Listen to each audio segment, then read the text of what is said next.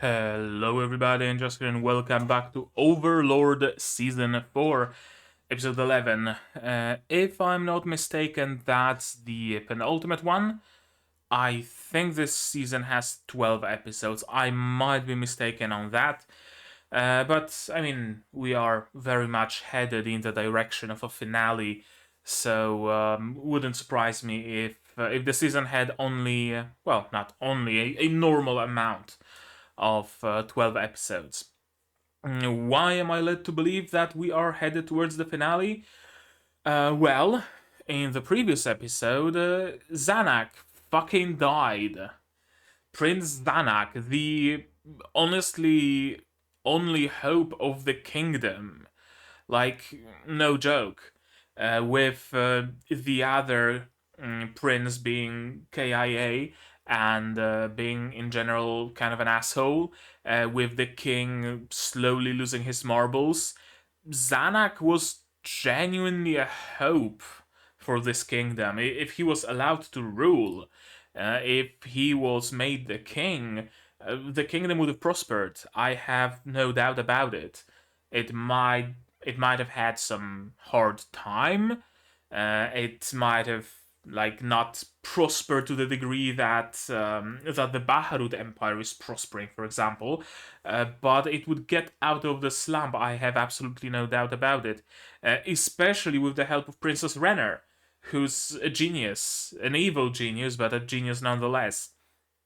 And through Renner, with maybe a little bit of aid from Nazarick, Zanak would be probably the first one to actually agree to an alliance with the Sorcerer Kingdom, or maybe not even an alliance, to a vassalization. He said as much. So he was genuinely the only hope for this country. And now his countrymen slew him, and he's dead. His countrymen were sent to Neuronist, and Neuronist is to be told to not have them die quickly, even if they beg for death. So there is a little bit of justice in the world, so to speak. But I would much rather Zanak lives. Like, honestly. I'm also worried about what's gonna happen to the kingdom. Right? There's so many great characters living in the kingdom. The kingdom itself has so much potential, even. I'll be honest, I also have a little bit of a sentiment for the kingdom. It's the first place we landed in. That's where the Carne village is, right? That's where I think that's also where the lizardmen lived, somewhere on the outskirts of the country. I'm not sure, not entirely sure about that. But the ogres, Hamske, the black swords, right? Everybody was in the kingdom. Compared to the kingdom, I don't know that much about the Baharut Empire. We know that it's ruled by a Dio Twink, and we know that it has workers, and we also know that Fluder Paradine is experimenting with the undead there. And I guess also they don't have a conscript army, they have a professional army. But we don't really know any people from there, we don't really have any connection to the Baharut Empire, so I myself don't feel such a connection to that. The kingdom, the Riestes kingdom, is the only country that I actually feel some connection to. So it's very sad to see it just raised and wasted. I hope, against all hope, that perhaps with all those people being allowed to flee, we know that the Blue Rose is also fleeing. We know that that Lacus's uncle will flee if given the chance. So hopefully the country can be rebuilt under a new rule. Sure, but it can be integrated into the Sorcerer Kingdom and slowly recolonized, repopulated with people, with some lizard men, maybe with dwarves, right? And Ainz can start creating a proper utopia for all the races, not just for humans, but for everybody whatsoever. That's his dream. And simply turning a single city, a city-state, into a utopia, well, that's kind of small. So with him having gathered all the land of the Ariestes kingdom, there is hope that it can be put to good use. The capital will probably be leveled, and as Ainz himself said, it will probably be left in this state for centuries, if not millennia. But I hope that the lands around it will be put to a good use and not just left unattended, because I don't know, maybe Ainz doesn't have the use for so much land, but it could be put to use. So that's my hope. That's my hope that the people we like will maybe join Ainz, maybe join the guild, maybe they will help rebuild the country under a new rule again, but rebuild it nonetheless. I'm hoping. I'm hoping. Perhaps stupidly, because Ainz seems very cut and dry at the moment. He can't be asked with like petitions and peasants running up to him begging for forgiveness or what have you. So maybe he will not show any mercy, or maybe he will. We'll see about that.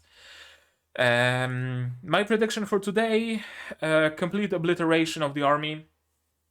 I mean, that stands to reason. Without the leader, with all the other people capable of leading also being dead or taken to Neuronist, the rest of the soldiers are just going to die, and that's gonna be it. And that shouldn't take particularly much time, so chances are we're gonna march onto the capital as well. We're probably gonna face against Lacius's uncle. We're probably gonna face against Brain.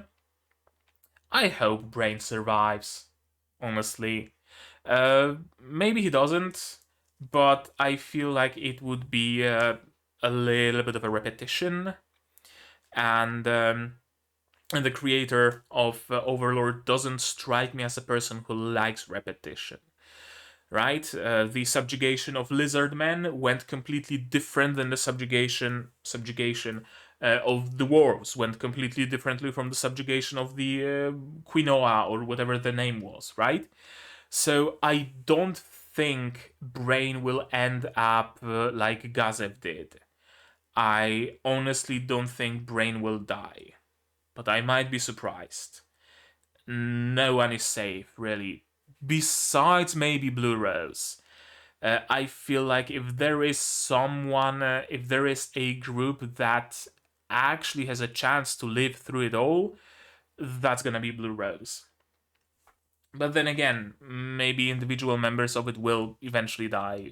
I really wouldn't put it past this series.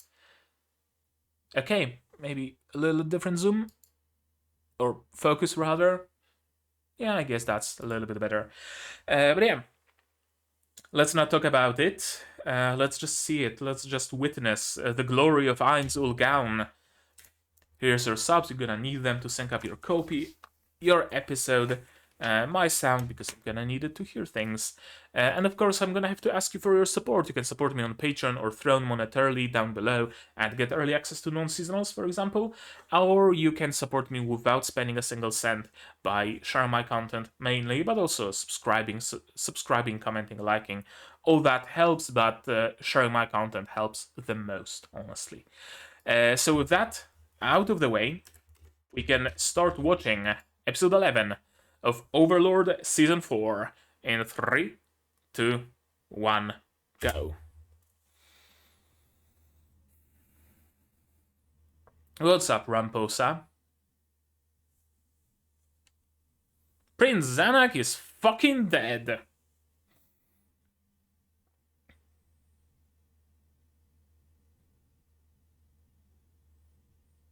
Yeah.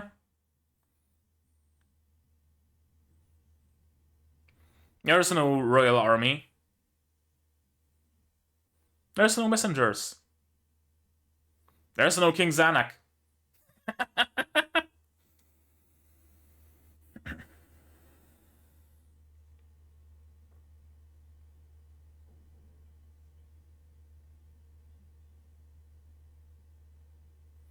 Yeah, probably. Assuming Ainz's forces don't pursue.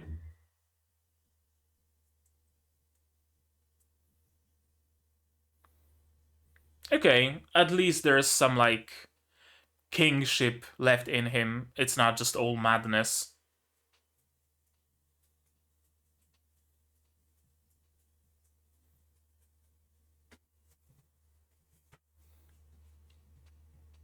So maybe we're not even gonna see the battle.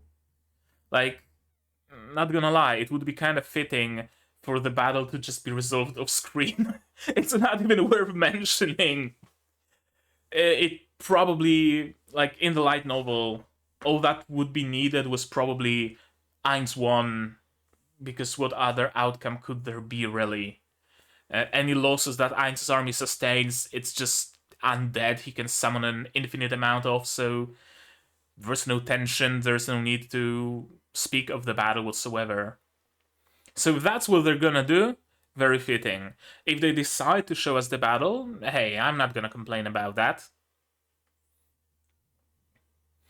I hope she survives, and her fellow adventurers.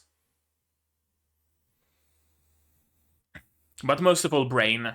If he gains Cocytus's recognition, and I have a suspicion that he perhaps will be granted pardon, and he might actually be seen as a worthy subject. He created his own martial art, and Ainz is interested in martial arts. Ergo, Brain is valuable. Hello, Hilma.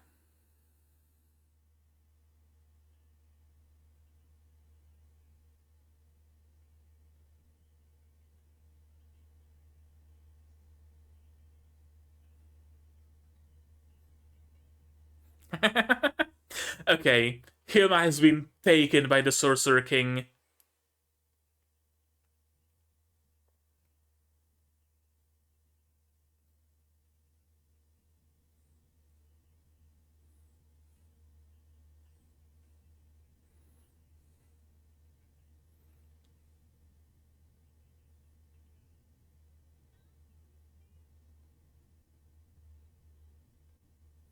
I'm Petit. We are friends, are we not? And our interests are the same. Sorry, a passage from Count of Monte Cristo. Yeah, kinda. You could say that.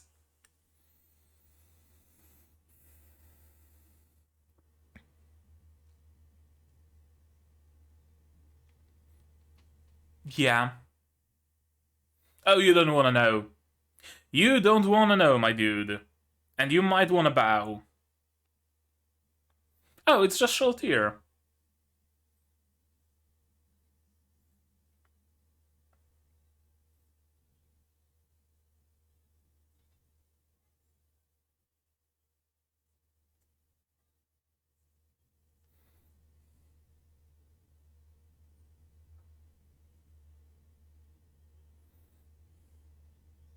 Cocodol?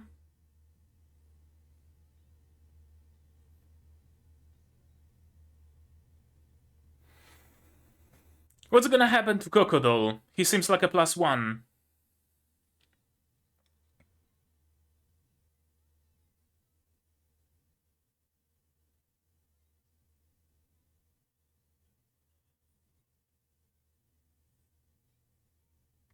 Oh, for the breaking. Okay, so everybody's been broken through Kyohoku. Gotcha.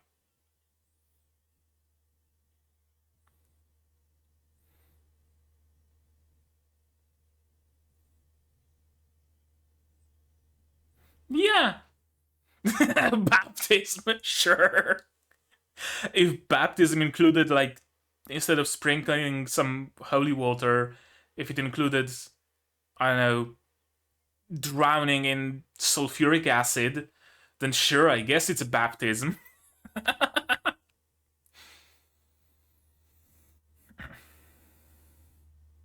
Oh, who are those? Yuki Onna? You seem like Yuki Onna.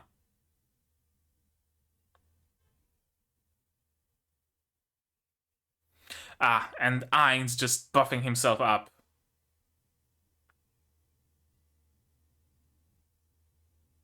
No wall of protection from arrows and the like. Oh, hello, Gundam Man.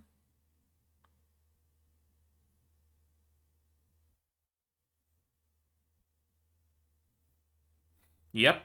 Don't kill immediately.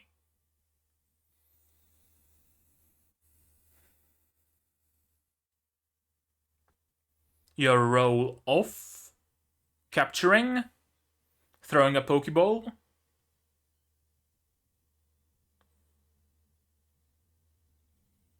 Ray gun. Dragon Ray gun. Sure. Okay. That's like 6th tier spell, if I'm not mistaken. Something around that. Chain Fire Lightning. Ah, no, just a Fireball. Yeah, I wouldn't laugh.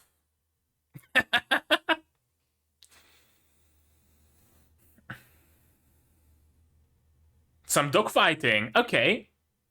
Dogfight time. And Albedo doesn't even have her own weapon. Alas, you're a virgin.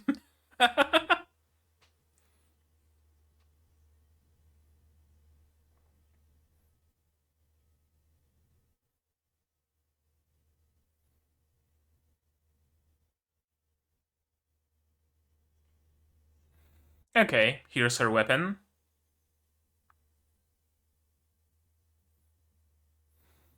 Right, it's a gun, so just physical attacks, I'm guessing. That's a cool animation on the hand.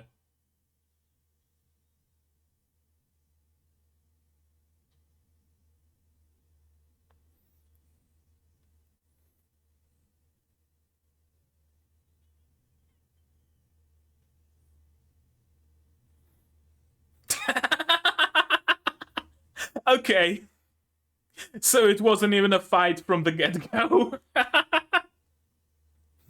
Gotcha.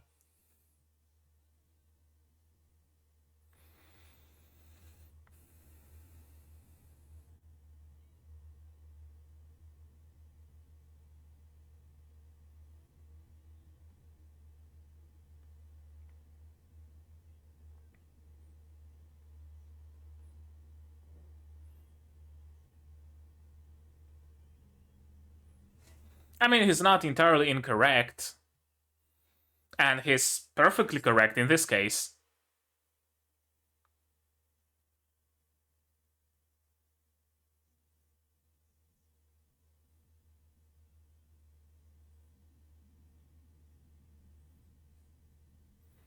Yeah, she's just playing. I guess not completely on his own. Who was that? Some member of his party? Oh, it's the Dragon Lord dude.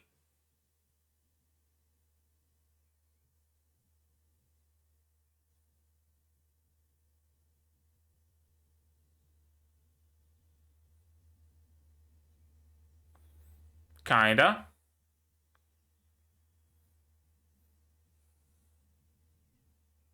No damage.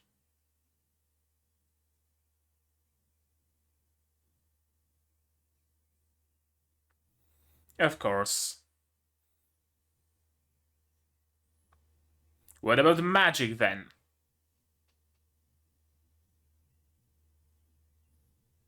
Okay, creating their own like arena.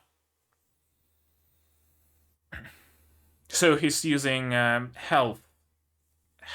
I'm assuming instead of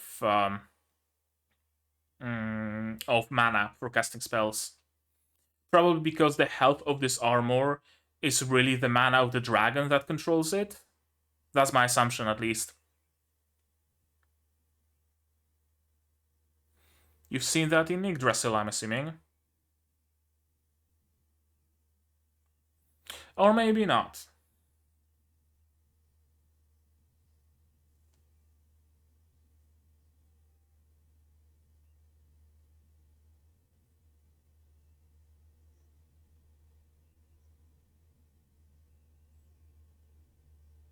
Kotoaru. Oh, no. Okay, apparently that's fine. Join me! Of course. Kotoaru. Of course. Again, predictable.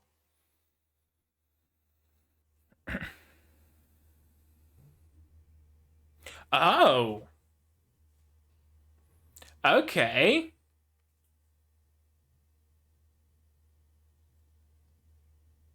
Because he's not from the kingdom. Protection against light magic? Dark magic?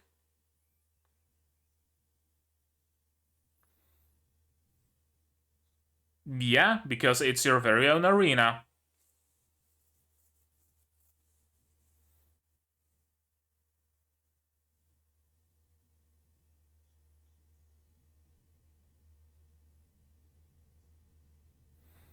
Nothing personal, kid.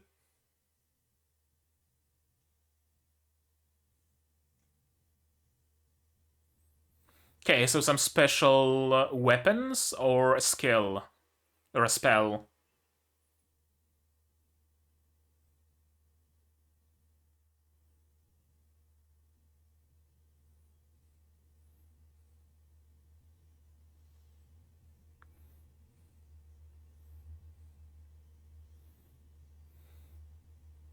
Okay. Yeah, dodged that. Hmm. He's kinda strong, would you look at that? Enough to give Ainz a pause. There's no heart to grasp. There's no body inside of the armor. Can't teleport out, but can teleport within the barrier. Yeah.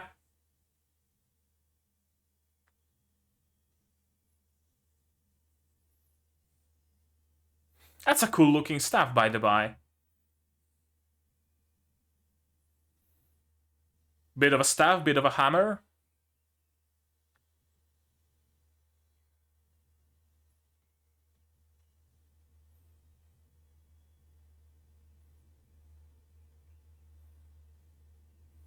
It has knockback.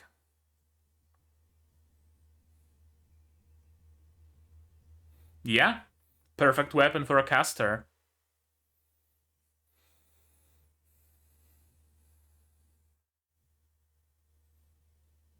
Hello, Doomlord.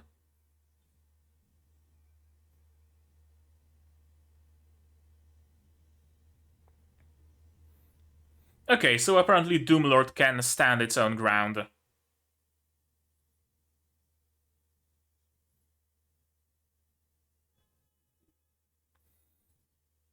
It's not exactly HP, it's the mana of the dragon. Again, that's just my assumption.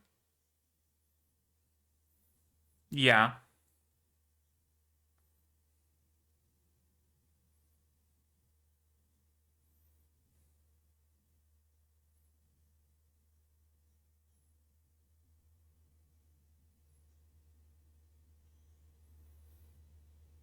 Buffing the Doomlord?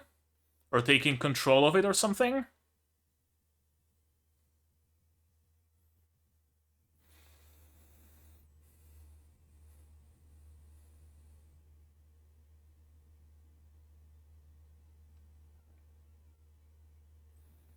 Okay, rainbow magic.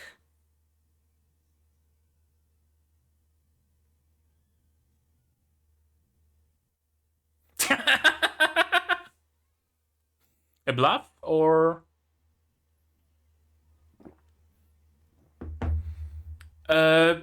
Is that... fucking Pandora's actor? Or is Ainz just playing?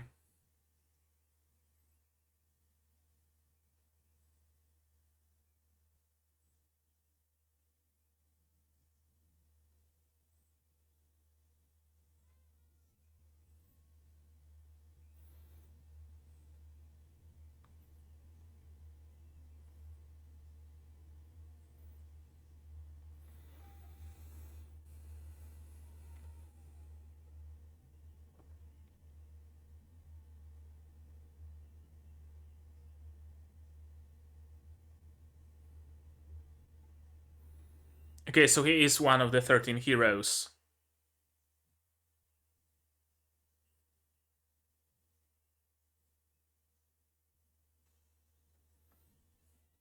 Hello, Albedo. Albedo Ex Machina. And she's powered up by her rage, of course. The best buff one can ask for.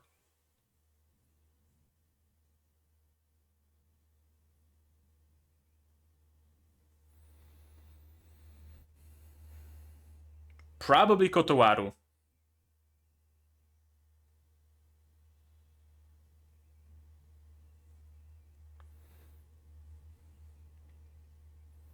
Okay, he's just bucking out, apparently. I guess that's fine.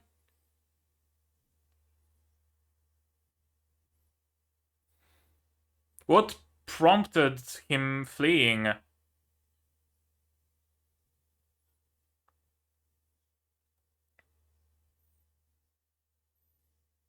Was he scared of Albedo?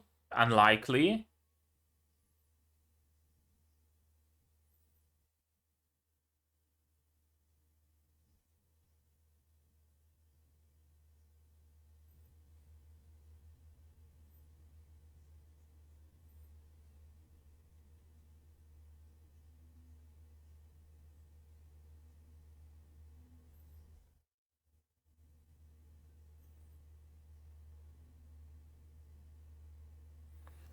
Yeah.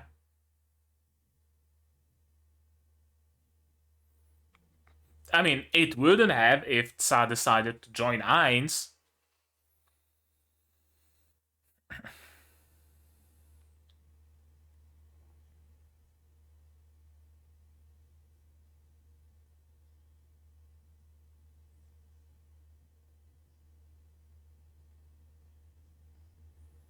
Okay, so Ainz is still safe.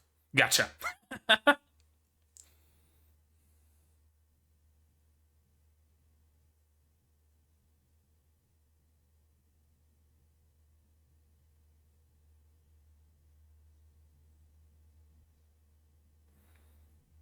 Albedo does have the world item, the staff with a floaty bowl. Oh, a completely incorrect assumption. He got it completely the other way then. Yeah?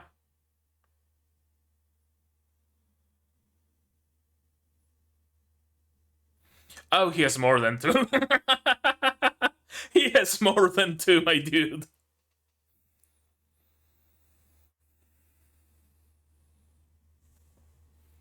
Interesting that they know of players and NPCs.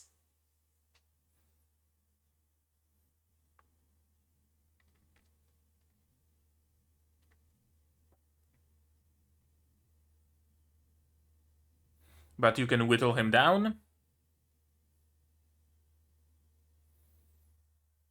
I mean, probably.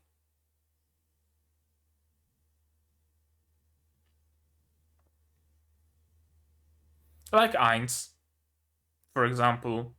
Or Albedo. Or probably Shaltir as well.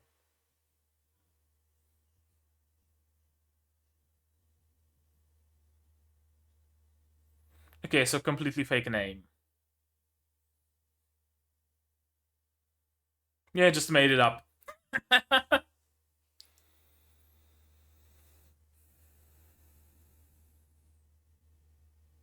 Watch there actually being someone with that name.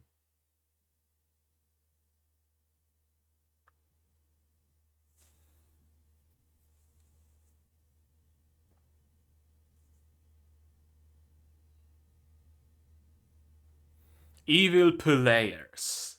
Okay.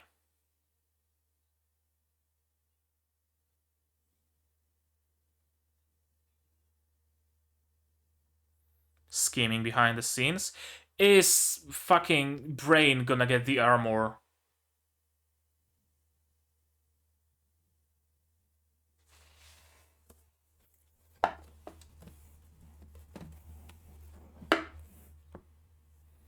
Just in case.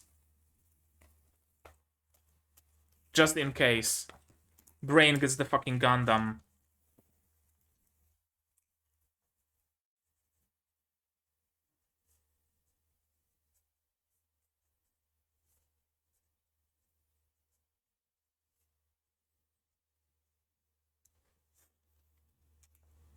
Just on the off chance I might be onto something. Yeah, so it was Pandora's actor, of course. So Riku Aganea couldn't even win against Pandora's actor.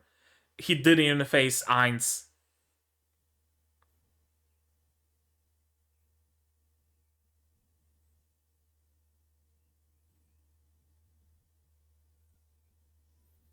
And ending. That's a bit of a cliffhanger, not gonna lie. Maybe not so much cliffhanger, but really makes me wonder what's gonna happen in the next episode. Like, I was fully expecting the raising to start, but apparently we're entering the whole, like, plot line with the Dragon Lord now. And we only have, like, an episode or two left. Actually, let me check real quick. How many episodes do we have exactly?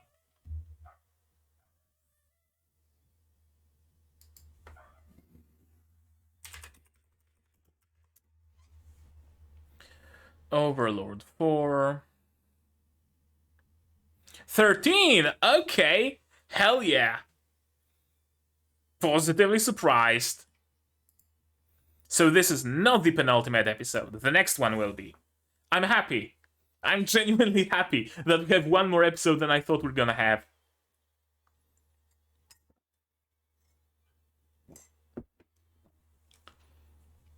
We're gonna have some time to properly have Brain fight against Kakutus. It's not gonna be sidelined. Probably, maybe. And we're gonna have a full episode for a resolution. Cool, cool, cool. Cool, cool, cool. Okay, no after credits scene. No nothing. Can't wait for more. Like, honestly, genuinely. How about now we go through it again then, shall we? Before the next episode comes, we can watch this one again. Yeah, relieved everybody of their duties so that they can run. I wonder how many people are gonna survive, actually. Maybe even Ramposa himself would be kind of... maybe not fitting. I guess it would be befitting Ainz, kinda, sorta, in a very cruel way. Right? Barbro is dead, Zanak is dead at the hand of his own countrymen, and now Ramposa is the only one left, and he fully expects to die. He was willing to give up his own life. But what if he's not granted the sweet release of death? I have a feeling that might be the case. Also, this is ever so slightly misleading. Right? Brain and what's his face? Not Clyde. Climb. Brain and Climb protecting the royal family. Well, one of the people there won't be protected.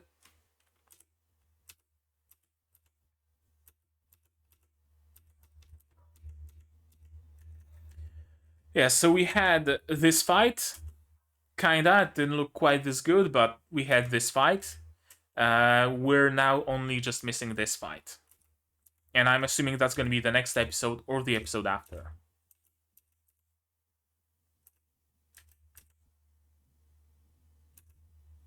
Yeah, everybody is extremely subservient, and we have an explanation. Like, I thought it's just Hilma who went through Kyofuku's treatment, but no, it seems like it's everybody. Every single member of the Nine Fingers, except Kokodol. And he was brought here probably precisely for the treatment, for the baptism. 8 fingers, sorry, not 9, 8. We'll have the Sorcerer King's emissary take a look at you and fix you up. You're gonna be right as rain, and you're gonna be one of us. Broken, but very loyal people. But yeah, this is actually interesting. Why you'd break a has-been like me out of prison? If he truly has no power, no connections, then why? Hilma seems to have some connections among the nobles. All the other people, maybe as well, but Crocodile was working in the shadows all this time.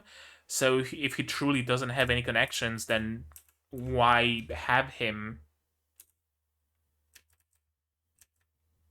You're one of us.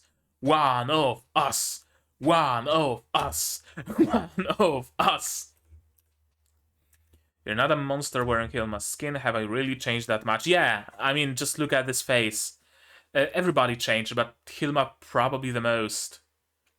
Like, she looks the most haunting out of them all. She looks the most haunted out of them all. Interesting. Has she spent the most time with Kyofaku, or is it that she had to directly deal with Albedo that scared her shitless, or what the deal is? I mean, surrendering her kneecaps to Mare certainly didn't help, but oh, even started some kind of fat diet. Oh, right, they can't stomach food because of Kyofuku. Right, that is a detail. I think I read it in the comments either in one of my videos, but I don't think so. I think it was in under videos to a reaction to season 2 or season 3 on some other channel. That yeah, going through Kyofuku's treatment makes you completely food averse, and you can only eat like paste and soup, and you can't stomach anything more. So yeah, I guess they are on some fat diet. What happened? Well, you're gonna see it yourself very, very soon. I've come to retrieve all of you before we annihilate the royal capital. It seems to have about 1,000 people.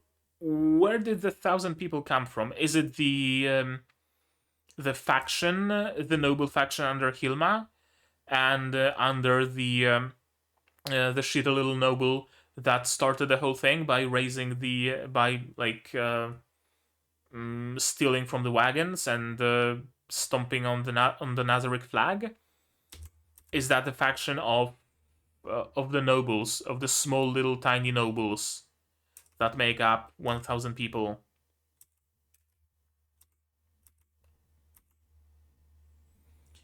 How do they look like? Do they look noblish? I guess they do look kind of noblish. They have this dude has this like blue banderola or whatever you want to call it. They have some fancy hats.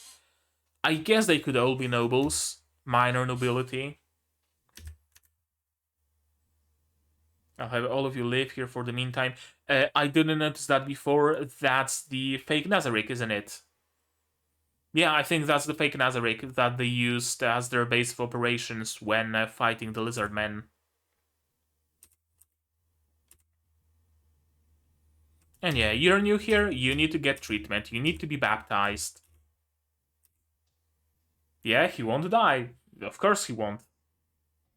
We should just think of this as kind of a baptism. Sure. That makes everything better, doesn't it? He'll understand. I'm sure he will. After getting treatment by Kyofuku, he will understand everything, believe you me. A little bit. I like this. I like this face. A little bit of a smile on her lips. So very rare on her face nowadays, but this like she genuinely smiled because yes, he will understand. He will be one of us. We'll be a happy family again. You're right. There's nothing to worry about. I like it. I like this tiny little detail.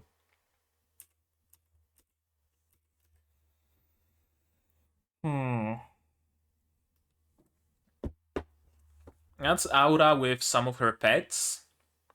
Kokyuto's leading, I'm assuming those are Yuki Onna. Mare leading Hanzo. And all of them march onto the capital. I mean, that's probably enough to raise the capital to the ground, so no wonder, no worries here.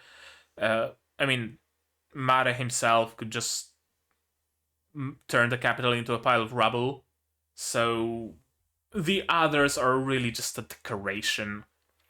While Mare is busy working on creating an earthquake that levels the city, the others are just gonna be the audience. Maybe they're gonna protect him if need be.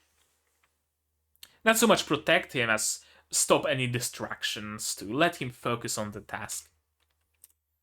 Of course, buffing himself up, delay teleportation, body of effulgent barrel, mana essence.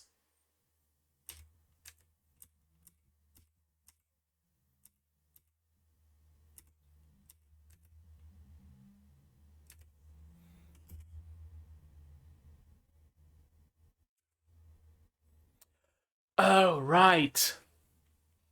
I noticed that before, but I didn't put two and two together. Albedo is very casual speaking to Ainz here. That should have been my first tip, that it's not Ainz, it's actually Pandora's actor. Yeah. And she corrects herself. Oh, excuse me. Please leave it to me, Lord Ainz. Much more, like, formal.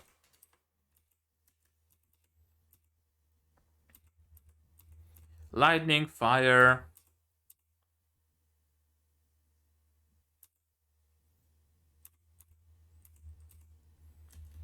Okay, does he really think I'm so blind that I can't tell what he's doing? Probably referring to the fact that she knows that he's just trying to pull her away from Ainz. From Ainz.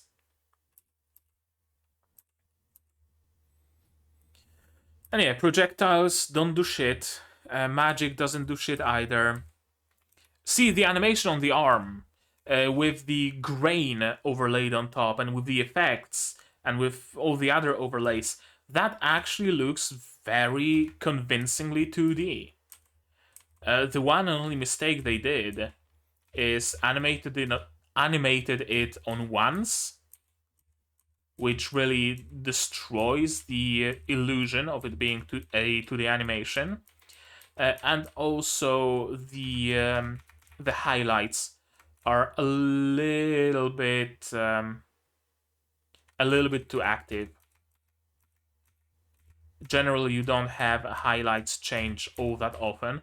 Although, to their credit, in all of those frames, the highlights and the shadows don't change much on the fingers. It's only here that they change. And here we have tiny little highlights. Yeah, I think it's genuinely mostly being animated on once that destroys the illusion of it being 2D. But besides that, like, good job, genuinely.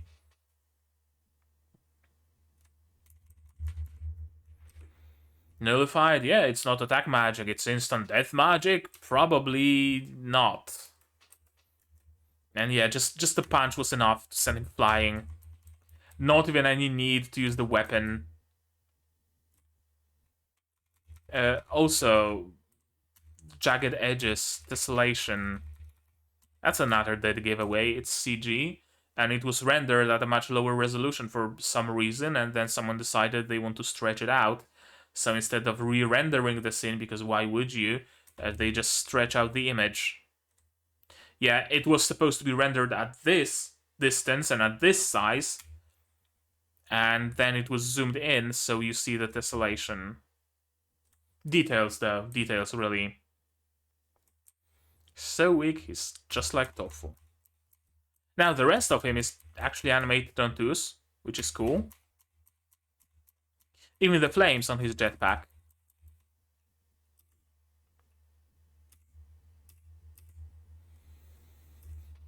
Also, I like the fact that even though this dude is animated in CG, Albedo is still 2D. I was kind of afraid that they're gonna make CG fight CG, but no. Albedo is good and proper. Yeah, I'll just let him happily say all he wants. It has absolutely no bearing on Albedo, no effect.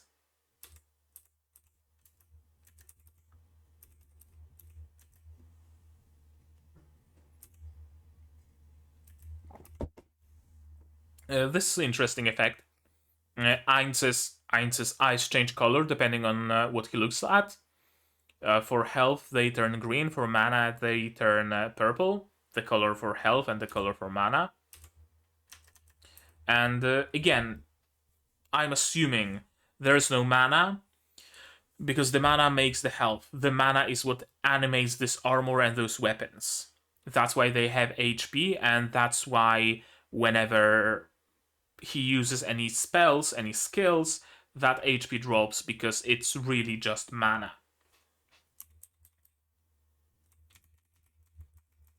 CG weapons, animated on once, which is not great. A nice selection of them, though. What do we have here? A big sword, a katana, big katana, kind of like a nodachi or something, a spear or a glaive perhaps, and a weird MMO hammer, because, I mean, it is some MMO land, so of course.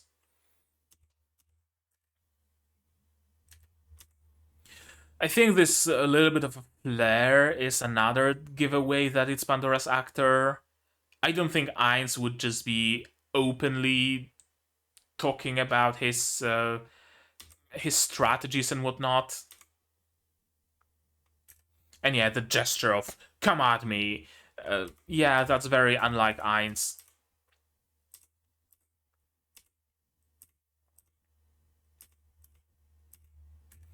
Nameless warrior among the 13 heroes. That's probably the armor that did belong to such a nameless hero. The nameless hero is already dead, and the dragon is controlling this armor now. That's my assumption. Because I believe the 13 heroes were players. Right? Or was it the other way around? That players came and then the 13 heroes chased the players away or killed the players? I think it might have been like that. It's been a good while. It's been a good while since we heard some lore about the 13 heroes, so forgive me if I'm misremembering the details. Um, yeah, like genuinely, it's been a while. We've been very like entrenched in this world that we kind of started to forget that hey, it's an isekai, and people used to be isekai'd here before. Like sure, we have all the menus and stats and whatnot, but there are like fantasy series out there that aren't isekai, and they still use game mechanics because people like game mechanics in their manga and light novels, apparently. What do I know?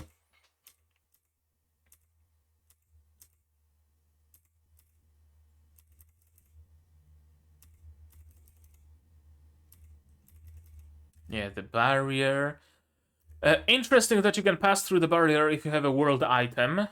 Also interesting that Pandora's actor wasn't given a world item. I would have expected him to have something, anything. I don't know what exactly, but something. Yeah, mostly just gathering info. Blocks teleportation, blocks the passage of physical objects. So when it comes time to fight Tsa in earnest, Tsa will not have any more tricks up his sleeve.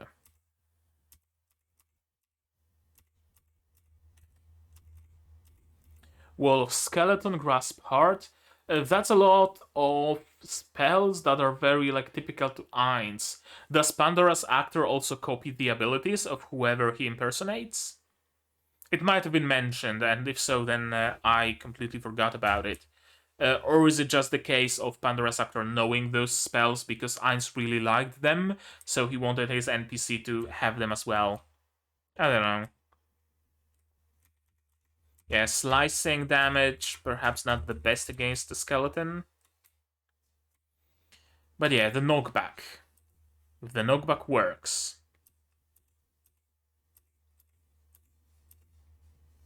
Armor is being controlled remotely, we know that much. Doomlord. Summon Undead 10th. That's a fairly high tier summoning spell, if I'm not mistaken. So I wonder if it's maybe Ainz summoning those through Pandora's Actor in some way, or is it genuinely Pandora's Actor has a subset of Ainz's abilities now?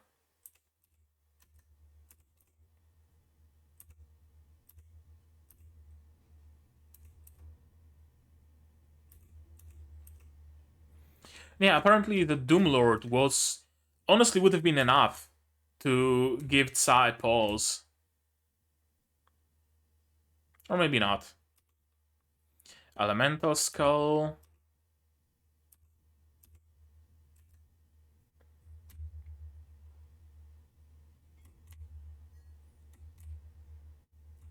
Also, this was like the moment when I knew it's Pandora's Actor. I mean, I was still wondering, is it Ainz just playing, stalling for time or something, or is it Pandora's Actor? Turns out it is Pandora's Actor. He would be the one to care about his monologue not being finished.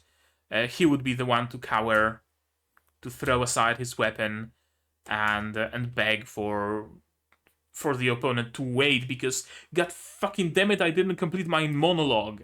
Let me finish. And yeah, pleading, explaining, that's very unlike Ainz.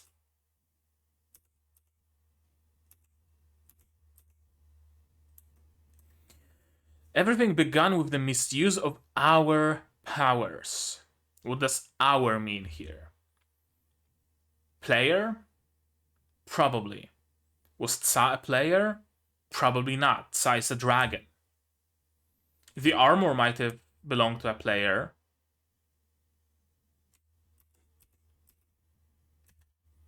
And yeah, Arbedo ex machina.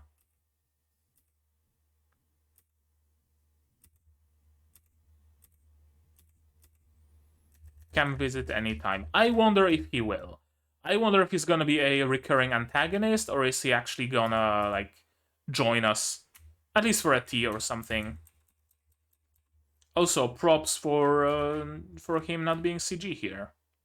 The weapons are, sure, but he himself isn't. And some cool impact frames. That's a good time to talk a little about impact frames in general. I see like two ways of doing impact frames. You either show a frame of like pure black and white to like flashbang the viewer for a single frame. Maybe a frame with like just red and yellow if it's an explosion or a shot from a gun or something. The other way, which is used here and is slowly becoming my favorite, my preferred, is color manipulation. Right? It's not jumping into a frame that's completely black and white, but rather smears the frame out and blooms it to shit, and then it darkens it and raises the contrast, and then it goes back to the regular image quality and parameters, all the while adding some camera shake. It creates the same effect that your everyday regular impact frames would, but looks just a little bit. I don't know how to tell it, how to say it. Just a little bit smoother, maybe. Like not even for a frame do you lose. Do you lose what's on the screen? Kind of sort of deal. I don't know. I like it. And what I'm looking for is the mention of players.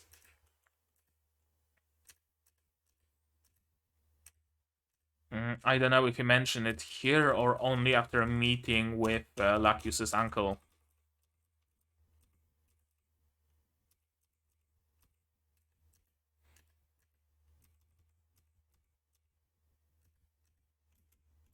Also, I really like that the armor just unfolds. That he can just unfold a bit of it and pull out his arms, and it really solidifies the fact that it's a vehicle more or less. Because sometimes you have battle armor, combat armor that's very like tightly coupled, that you have to like unfold the arms or pull the arms off or something, and it's not a whole, and you can't exactly like get out of it easily. You have to undress from it rather than get out. And I like when you can get out of the armor. So yeah, I really do like this dude now. He's crafty, he's smart, he's powerful for the standards of this world. Couldn't scratch Albedo, couldn't scratch Ainz, least of them all. But he's thinking, he has a head, he has the smarts. He's not throwing his life away like some would do. Gazef. He would much rather collect the data, collect the information, scuffle once or twice, and maybe figure something out. I like it. I can appreciate that in a character.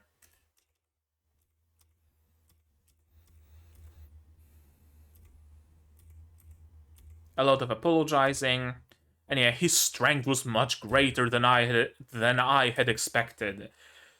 Pandora's actor, not even Ainz proper.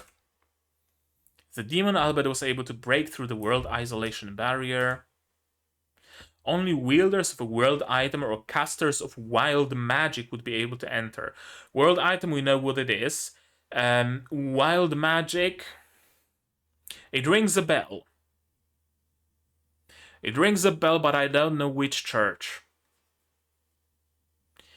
Correct me if I'm wrong, is Evil Eye a caster of wild magic? I might be completely mistaken here. But I think Evil Eye is a wild magic caster. Someone is. One of the characters we know for sure is a caster of wild magic, and I have a strong suspicion it's Evil Eye.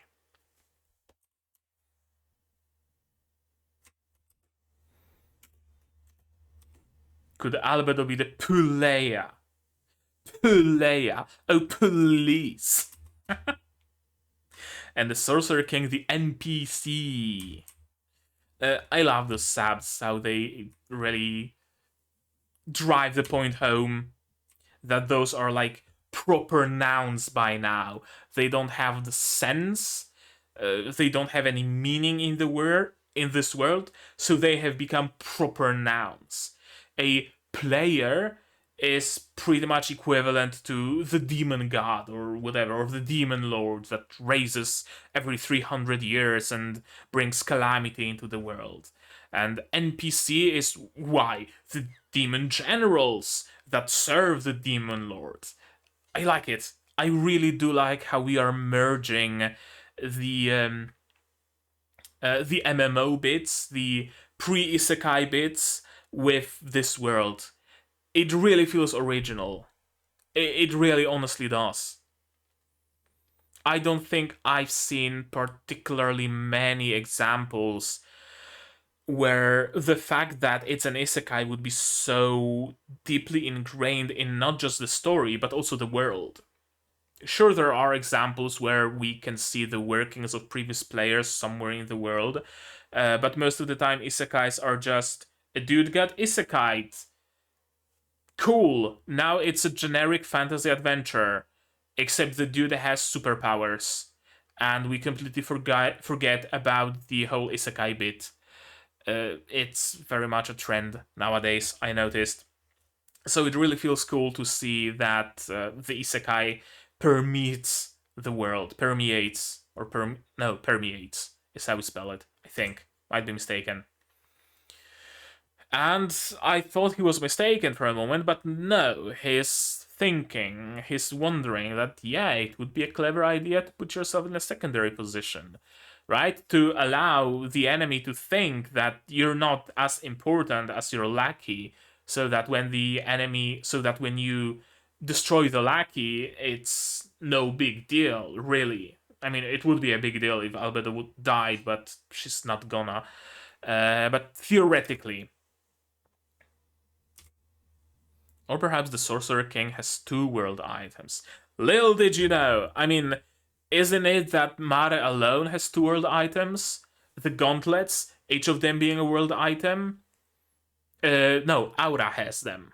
Yeah, Aura has the gauntlets, Mare has the scroll, Albedo has the staff, And there's plenty other world items in the treasury. So you'll be surprised. But yeah, didn't bring one with him to the battlefield. Surprising to me that Pandora's Actor wasn't given an item. World item. Albedo was, Pandora's Actor wasn't. I don't know, maybe there was a reason for that. Not like Pandora's Actor needed such an item because he was enough to face off against Sa and come out of it completely unscathed. So, I don't know. He's gotta be strong if you could defeat him. If you couldn't defeat him, yeah, no one can. I have a good idea of his power. You have a good idea of the power of his body double, and not even a good idea because what Pandora's Actor casts like 5 spells or something. Ainz has like 500 in his arsenal. Didn't Ainz take like specific like class paths or something to maximize the amount of spells he can have, or something like a racial trait or something along those lines? I think one of the subclasses granted him increased amount of space in his spellbook, and he went precisely for that, to know as many spells as he can. Impossible to defeat him in a single blow, yeah. We can perhaps find a way, probably not, but keep trying, it's entertaining. Not gonna lie. Rico Aganea. I like this little detail that he completely made up the name on the spot because he didn't want to give his real one, and not even he himself remembers it. So hey, yo, if I forget the name that I gave myself, could you remind me? I like it, I really do, and this feels like foreshadowing. I'm gonna note it down just in case. Maybe it's not gonna be relevant in this season, probably not, but maybe in some future seasons. Riku Aganeya gets in trouble because of Sa. Also, surprising, in general, surprising that this dude and Sa actually know each other. Sa very much seemed like a loner to me that maybe only meets with Rigrid and not many more people besides her. But apparently he's like active as an adventurer out and about. Cool. So gain the ire of their Prime Minister Albedo. We don't want to lose you while we prepare ourselves. Prepare for... Oh, this is cool. I don't want to lose you while we prepare ourselves. Yeah, it may be better to kill him and give his armor to a more powerful person. I don't want to lose you, my dude. Yeah, no one's black and white. Everyone is all sorts of fucked up shades of grey, aren't they? Yeah, like genuinely.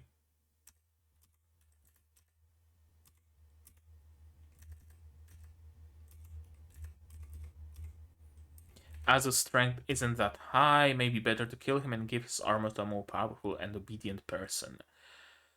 Powerful? Brain comes to mind, and that's about the only person that comes to mind right now. I don't think anybody from different guilds would do that. I was briefly considering Gagaran, but she wouldn't even fit in that armor. Obedience would be an issue. Everybody that we know is very individualistic, so people from other adventure guilds probably wouldn't agree. Brain probably wouldn't agree. He would be all like, oh no, I don't want this armor, I don't want this gun, all I need is my katana and my strength, and I will hone my triple sevenfold slash of lighting of doom until I manage to kill Ainz. Right? He'd be the person who would be like spending 7 years meditating under a waterfall rather than taking the power armor. So probably not him in the end. One last person that comes to mind is, of course, Climb. We know that Climb, through his own power level, power scale, he's not gonna go high. He's capped at gold, as they said it in one of the first seasons. So I wonder if Climb might see the power armor as a chance to punch above his rank. Maybe. Another theory. There we go. Just in case. Climb gets the Gundam armor. I wonder. Riku. What about Riku?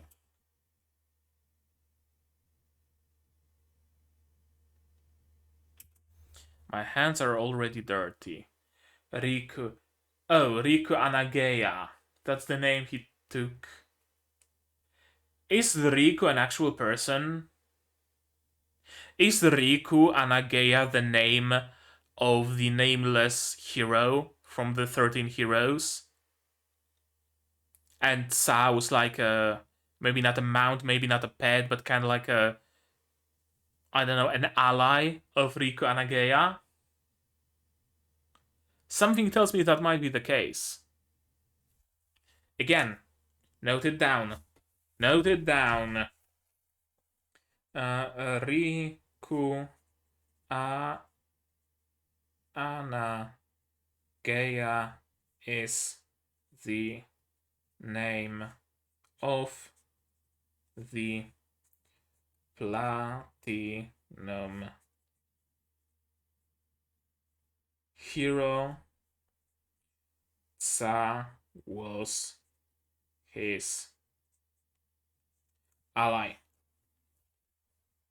Because why would he be like reminiscing of Riku Anageya and my hands are already dirty? Was he the one who killed Riku Anageya? I wonder. Fuck. I'm not gonna stop noting down things. Sa killed Riku because he was a player. Right, because there's that sense of like duty that we must kill all of the players. No use dwelling on that now. I missed this line. However, with the existence of resurrection magic, I may not be able to silence him completely. Silence whom? Silence Riku? Anageya? It's a person who lives now, who exists right now? Or silence Lacus's uncle?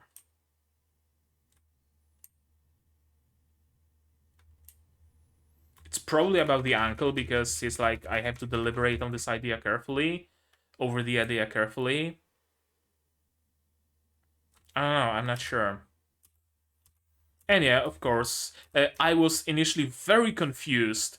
Why the fuck are they both kneeling down? Who the fuck are they kneeling before? Who the fuck would Ainz kneel before?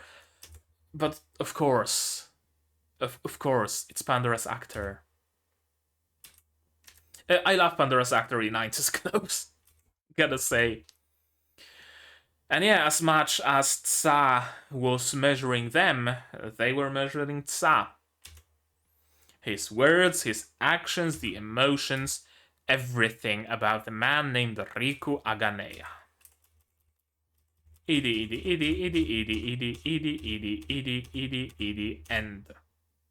end. There we go. I was one Edie off.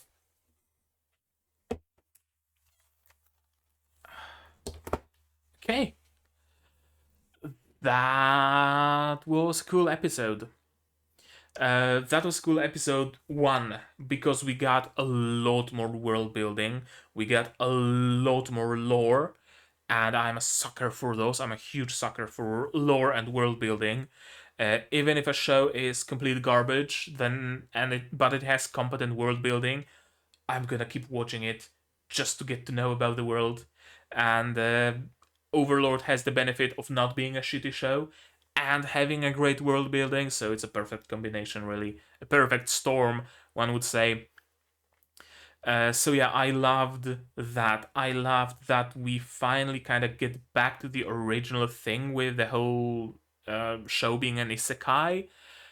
We finally start learning a little bit about the other players. We're kind of slowly creeping into that idea that there are some people who met the previous players, and maybe there even are more players in the world. Who knows? It's still very much mysterious, but we're like teasing that mystery, right?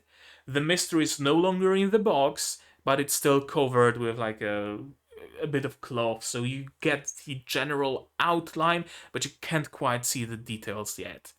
I like it. I really do love this episode for that. Also, this episode really exemplifies just how better of a production quality this season has.